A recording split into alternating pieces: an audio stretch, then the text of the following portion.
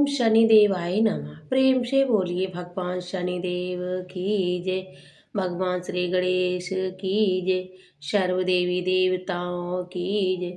प्रिय भक्तों, आज हम सब शनिवार के दिन सुनेंगे संपूर्ण शनिदेव की व्रत कथा। एक समय स्वर्गलोक में सबसे बड़ा कौन के प्रश्न पर नवग्रहों में वाद विवाद हो गया। विवाद इतना बढ़ गया, परस्पर भयंकर युद्ध की स्थिति बन गई। निर्णय के लिए सभी देवता देवराज इंद्र के पास पहुंचे और बोले, हे देवराज, आपके निर्णय करना होगा। हम में से सबसे बड़ा कौन है? देवताओं के प्रश्न सुनकर देवराज इंद्र उलझन में पड़ गए। देवराज इंद्र बोले, मैं इस प्रश्न का उत्तर देने में असमर्थ हूँ।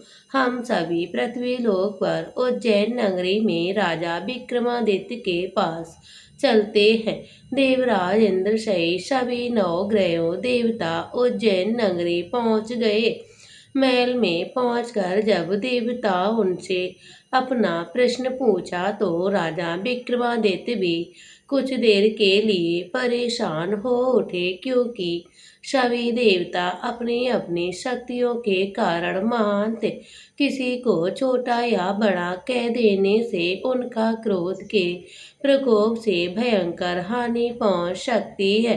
अचानक राजा विक्रमादित्य को एक उपाय सूझा। उन्होंने विभिन्न धातुओं स्वर्ण, रजत, चांदी, कांसा, ताम्र, तांबा, सीसा, रांगा, जस्ता, अभ्रक एवं लोहे के 9 आसन बनवाए। धातुओं के गुणों के अनुसार सभी आसनों को एक दूसरे के पीछे रखवा कर उनको देवताओं को अपने अपने सिंहासन पर बैठ जाने को कहा। देवताओं के बैठ जाने के बाद राजा विक्रमादित्य ने कहा, आपका निर्णय तो स्वयं ही हो गया है। जो सबसे पहले सिंहासन पर विराजमान है वही सबसे बड़ा है, और जो सबसे लास्ट में बैठा है वह सबसे छोटा है। राजा विक्रमादित्य का निर्णय को सुनकर शनि देवता ने सबसे पीछे आसन पर बैठने के कारण अपने को छोटा जानकर क्रोधित होकर कहा, हे राजन विक्रमादित्य, तुमने मुझे सबसे छोटा बैठाकर मेरा अपमान किया है। तुम मेरी शक्तियों से परिचित नहीं हो।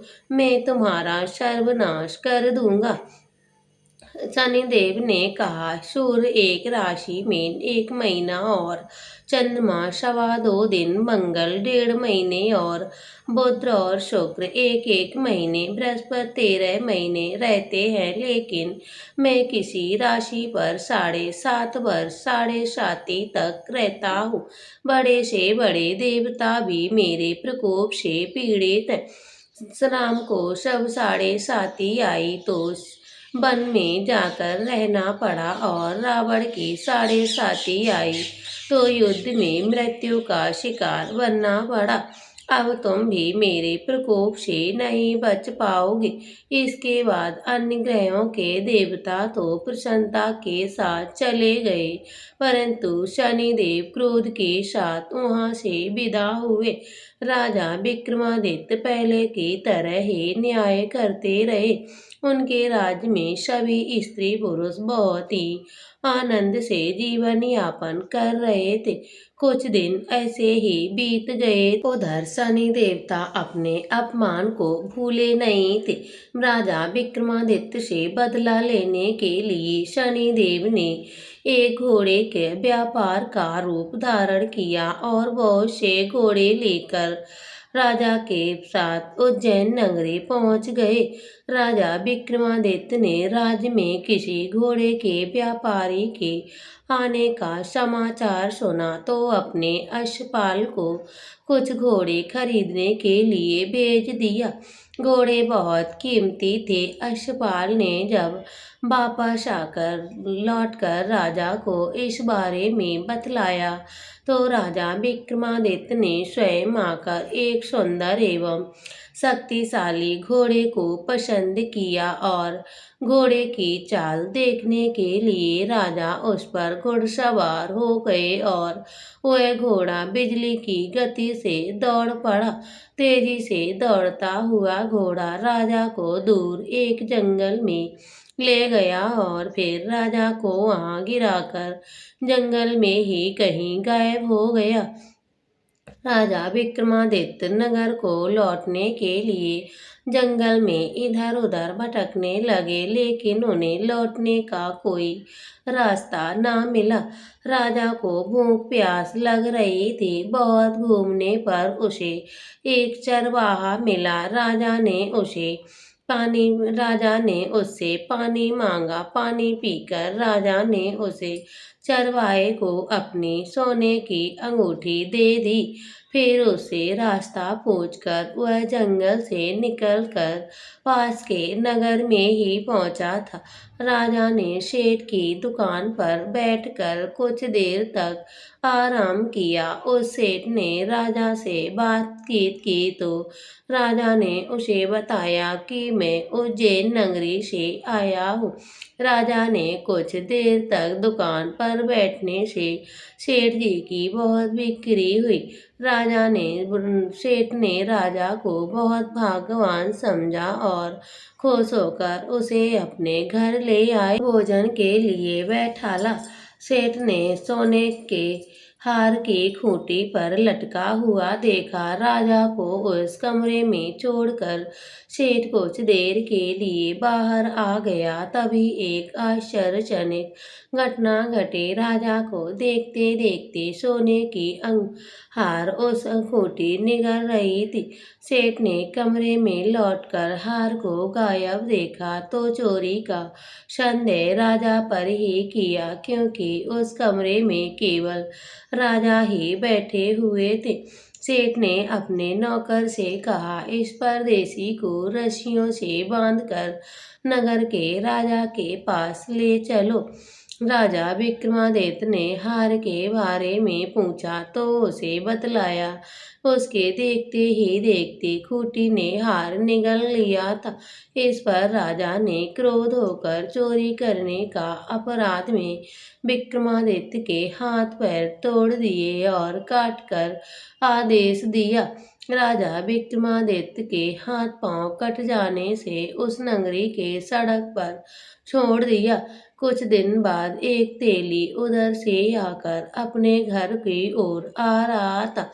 जब उसने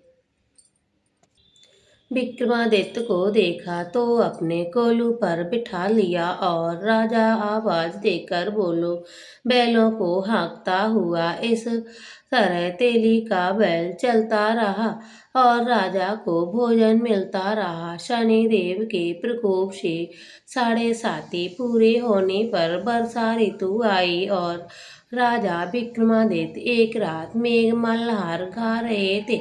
तभी नार राजा ने एक लड़की राजकुमारी मोहिनी रथ पर सवार होकर तेली के घर के पास से गुजर रही थी। उसने मेघ मल्हार सुना तो उसे सब अच्छा लगा और दासी को भेजकर गाने वाले को बुलाने के लिए कहा। दासी ने लौटकर राजकुमारी को अपंग राजा के बारे में सब कुछ बतला दिया। राजकुमारी उसके मेघ मल्हार से बहुत ही मोहित हो गई थी, अतः उसने सब कुछ जानकर भी अपंग राजा से विवाह करने का निश्चय कर लिया था। राजकुमारी ने अपने माता पिता को जब ये बात कही तो वे दोनों हैरान होकर रह गए कि रानी ने मोहिनी को समझाया, बेटे तेरे भाग्य में तो किसी राजा की रानी होना लिखा है, फिर तू उस अपंग से विवाह करके अपने पांव पर कुल्हाड़ी क्यों मार रही हो। राजकुमारी ने जिद नहीं छोड़ी और अपनी जिद पूरी कराने के लिए उसने भोजन करना भी छोड़ दिया था और प्राण त्यागने का निश्चय कर लिया। आखिर राजा रानी को विवश होकर अपंग विक्रमादित्य से राजकुमारी का विवाह करना ही पड़ा। विवाह के बाद राजा विक्रमादित्य और राजकुमारी तेले के घर में ही रहने लगे। उसी रात स्वप्न में शनिदेव ने कहा, हे राजन, तुमने मेरा प्रकोप देख लिया, मैंने तुम्हें अपने अपमान का दंड दिया है।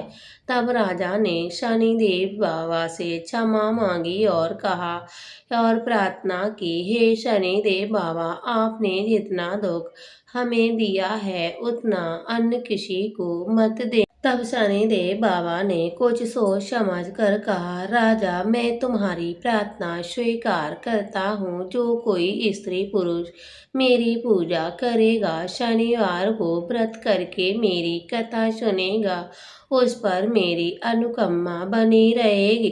प्रातःकाल राजा विक्रमादित्य की नींद खुली तो अपने हाथ पांव देखकर राजा को बहुत खुशी हुई और उसके मन ही मन शनिदेव बाबा को प्रणाम किया और राजकुमारी भी राजा के हाथ पांव सही सलामत देखकर आश्चर्य में डूब गई। तब राजा विक्रमादित्य ने अपना परिचय देते हुए शनिदेव के प्रकोप की सारी कहानी कह सुनाई। सेठ को जब इस बात का पता चला तो दौड़ता हुआ तेली के घर आ पहुंचा और राजा के चरणों में गिरकर क्षमा मांगने लगा। राजा ने उसे क्षमा कर दिया, क्योंकि ये सब तो शनिदेव बाबा के प्रकोप से ही हुआ था। सेठ ने राजा को अपने घर बुलाया और भोजन कराया। भोजन करते समय वहाँ एक आश्चर्यजनक घटना घटी। सबके देखते देखते उस खूंटी ने जो हार उगल रही थी, सेठ जी ने अपनी बेटी का विवाह भी राजा के साथ कर दिया और बहुत सी स्वर्ण आभूषण धन आदि राजा को देकर विदा की। राजा विक्रमादित्य राजकुमारी मोहिनी और सेठ को दोनों की बेटी के साथ विवाह उज्जैन करके उज्जैन नगरी पहुंचे तो नगर वासियों ने हर्ष से उनका स्वागत किया और अगले दिन राजा विक्रमादित्य ने पूरे राज्य में घोषणा करवा दी कि शनिदेव बाबा तो सबसे देवों में श्रेष्ठ हैं। प्रत्येक स्त्री पुरुष को शनिवार को उनका व्रत करना और व्रत कथा अवश्य सुने। राजा विक्रमादित्य की घोषणा से शनिदेव बाबा बहुत प्रसन्न हुए और शनिदेव का व्रत करने पर व्रत कथा सुनने के कारण सभी लोगों की शनिदेव बाबा मनोकामना पूर्ण करने लगे। शनिदेव की अनुकंपा से शनिदेव की कृपया से सभी की मनोकामना पूर्ण होने लगी और सभी लोग आनंद पूर्वक रहने लगे। तो प्रेम से बोलिए शनिदेव बाबा की जय। अब हम सब सुनते हैं शनिदेव बाबा की चालीसा पाठ और आरती। जय गणेश गिरिजा सुमन मंगल करण कृपाल, दीनन के दुख दूर करी कीजे नाथ निहाल। जय जय श्री शनिदेव प्रभु सुनो विनय महाराज, करो कृपा हे रवि तनय राखो जन की लाज। जयति शनिदेव दयाला, करत सदा भक्तन प्रतिपाल। चार भुजा तनु श्याम विराजे, माथे रतन मुकुट छवि छाजे। परम विशाल मनोहर बाला, तेड़ी दृष्टि विकट विकराला। कुंडल सुवर्ण चमाचम चमके, ये माल मुक्तन मणिदम के।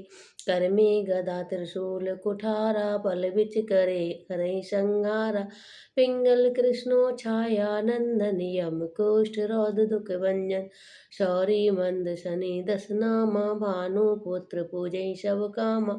जा पर प्रभु प्रसन्न है जाहि, रंको राव करे चढ़ माई। पर्वतो तृण धोई निहारत, तृणौ को पर्वत कर डारत।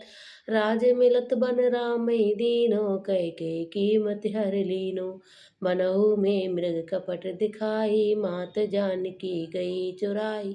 लखनई शक्ति विकल करि डारा, मचगा दल में हाहाकारा। मत बौराई रामचंद्र सो बैर कराई, दियो कीट करि कंचन लंका। बजि बजरंग वीर की डंका, निब विक्रम पहु तुग तुहि पगुधारा। क्षेत्र मयूर निगल गए हारा, हार न लखा लाग्यो चोरी हाथ पैर डरवायो तोरी भारी दशा निकट दिखायो ते लई घर खोलू चलवायो बिनय रोग दीपक में कीनो तब प्रसन्न प्रभु है सुख दीनो हरिश्चंद्र निप नार बिकानी आपो भरे डोम गर पानी जैसे नल पर दशा सिरानी भूंजी मीद मुन कूद गई पानी श्री शंकर गयो जब जाई पार्वती को सती कराई तनिक बिलोकत ही हरे रीसा और बढ़ गई गौरी सुतरीसा पांडव पर में दशा तुम्हारी बची द्रौपदी होती उघारी कौरव के गतिमति मार्यो युद्ध महाभारत करि डार्यो रवि कह मुख मह धरि तत्काला लेकर कूद पर्यो पाताला शेष देव लखि विनती लाही रवि को मुख ते दियो छुड़ाई वाहन प्रभु के साथ सुजाना दग दिग्गज देव डोई सुरजाना जम्बुक सिंह आदि नखधारी सो फल ज्योतिष कहते पुकारी गज वाहन लक्ष्मी ग्रह आई है ते सुख संपत्ति उपजाई नव हानि कर बहु काजा सिंह सिद्ध कर राज समाजा जम्बुक बुद्धि नष्ट कर डारे मृग दे कष्ट प्राण संहारे जब आपई प्रभु स्वान सवारी तोई चोरी आदि हुए दरबारी तैसे चार चरणिए नामा स्वर्ण लोह चांदी और तामा लोए चरण पर जब प्रभु आवे धन जन संपत्ति नष्ट करावे क्षमता ताम रज शुभकारी स्वर्ण सर्व सुख मंगलकारी जो ये शनि चरित नित गावे कवहु न तसा निकट सतावे अद्भुत नाथ दिखावो लीला करे शत्रु की शन बल डीला जो पंडित सुयोग बुलवाई विधिवत शनि ग्रह शांति कराई पीपल जन सल शनि दिवस चढ़ावत दीप दान बहु सुख पावत कहत राम सुंदर प्रभु दासा शनि सुमरत धुत सुख होत प्रकाशा पाठ शनि देव की हो भक्त तैयार करत पाठ 40 दिन हो भव सागर से पार बोलो शनिदेव बाबा की जय जय जय श्री शनिदेव भगत हितकारी सूरज के पुत्र प्रभु छाया मातारी जय जय श्री शनिदेव भगत हितकारी सूरज के पुत्र प्रभु छाया मातारी श्याम अंग वक्र दृष्टि चतुर्भुज धारी नीलांबर धारनाथ गज की सवारी जय जय श्री शनिदेव भगत हितकारी सूरज के पुत्र प्रभु छाया मातारी क्रीट मुकुट शीस रजत डिंबल है ललकारी मुक्तन की माला गले शोभित बलहारी जय जय श्री शनिदेव भगत हितकारी सूरज के पुत्र प्रभु छाया मातारी मोदक मिष्टान पान चढ़त है सुपारी लोहा तिल तेल उड़द महिष अति प्यारी जय जय श्री शनिदेव भगत हितकारी सूरज के पुत्र प्रभु छाया मातारी देव धनुज ऋषि मुनि सुमरत नर नारी विश्वनाथ धरत ध्यान शरण है तुम्हारी जय जय श्री शनिदेव भगत हितकारी सूरज के पुत्र प्रभु छाया मातारी बोलो शनिदेव बाबा की जय हो।